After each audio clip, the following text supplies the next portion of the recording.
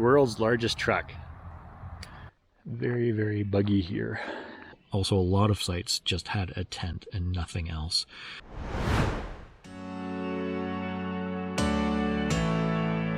So April just had to go see the world's largest truck.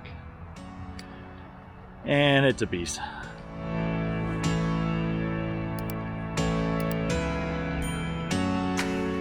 And as to say, we are in Sparwood, BC, just to pick up a couple things. And then we'll be heading out to Peter Lougheed Provincial Park for in the next week or so. Massive, massive truck.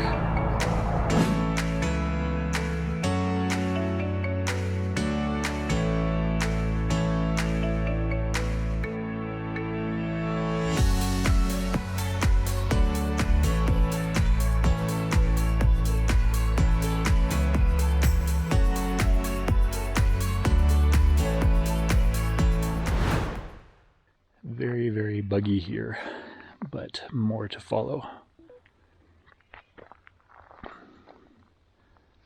Hey there folks, Mike here. So believe it or not, it is 10 o'clock, just past 10 o'clock at night, and we are in Peter Lougheed Provincial Park at the Bolton Creek campground. So quick overview of the day today. We checked out of Country Encounters in Coleman. We then did a quick jump over to Sparwood in BC, so that was about an hour round trip, but we had lunch there as well, so a little bit longer than that. I got to see the world's largest truck, which was used for the coal mining operations there. Got to take a couple pictures of those, so that should make it in this video reel here. Didn't really do too much else in Sparwood, just picked up a prescription for April, and then we basically turned around, went back through Coleman, back through Blairmore, and turned up towards Longview and Turner Valley, and finally into Peter Lougheed Provincial Park. So I will say this, that the provincial park is absolutely massive, probably bigger than Castle Provincial Park. But in a similar situation, Peter Lougheed has multiple campgrounds. So they have a mix of reservable campsites and first come first serve as well. So there are 3 campgrounds that are first come first serve, and I will list those below. And then the rest are reservable online and online only. So you can't really come into the park, talk to one of the associates, and they just want everything done online. Obviously you could call Alberta Parks as well and make reservations that way. Anyways, so what our intentions were to come in here for roughly a week, but what we found was that the first come first serve drive in access sites are completely full, and that was, anyways, 2 out of 3 we went to. The third one was Mount Sorel, and that one, if you're researching the Great Divide Trail, the Mount Sorel campsite is a stop along the way for the Great Divide Trail. So what we've found was that a lot of the sites did honestly have people there, but also a lot of sites just had a tent and nothing else. And obviously you could argue, well, okay, maybe it is a hiker, maybe they're there for a while. That's very possible. But there were some tents that were obviously just put there for a placeholder and nothing else. So that was really disappointing. And I mean, like, take a kid's tent for, the backyard for play purposes only.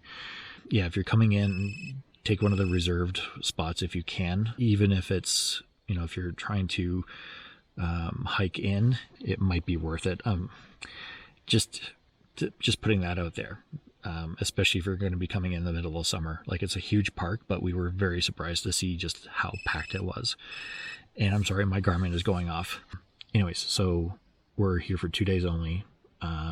We'll probably have to make other arrangements as we continue our road trip. But we did realize that we can also visit Mount Robson now, because now that we're car camping, essentially. We don't have to worry about the Berg Lake Trail being closed from the Great Divide Trail towards Mount Robson. So the Berg Lake Trail was washed out a couple of years ago, and they are slowly reopening and repairing that trail, but from the Mount Robson Center outward towards the campgrounds and towards the Great Divide Trail. So the trail from the other Great Divide down is closed, but the trail from Mount Robson inward to some of the campgrounds is open. How far in, I don't know just yet, or offhand, but we can definitely take advantage of front country camping at some point. So it's very buggy here.